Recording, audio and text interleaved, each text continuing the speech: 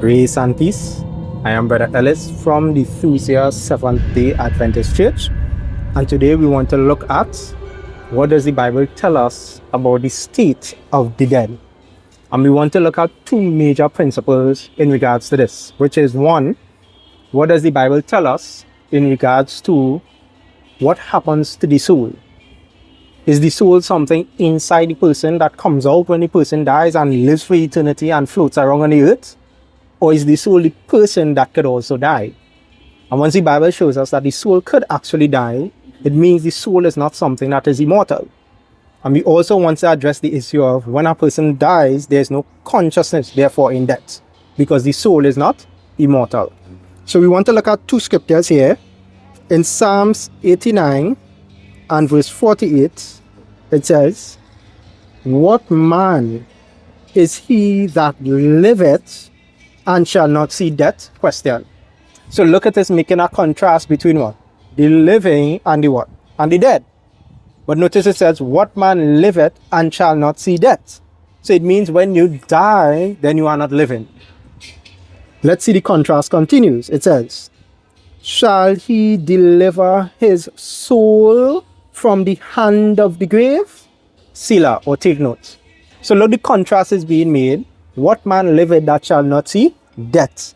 When a person dies, where do they go? The grave.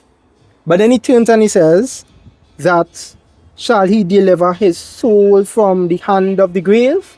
So it means when a man dies, what goes into the grave, the Bible tells us, is his soul. So it means the soul can die.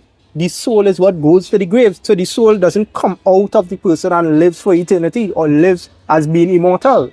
But the soul dies, it goes to the grave. So the Bible clearly shows us here that the soul is something that can die, it goes to the grave.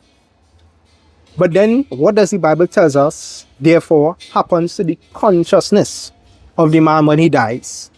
In Psalms, again, 146 and verse 4, it tells us, "His breath goeth forth, he returneth to his earth," which is, he goes to the grave, he dies. "In that very day, his thoughts perish." And if the thoughts of the man perishes, it means he has no consciousness. Because he can't think anything, his thoughts perish. What does that tell us?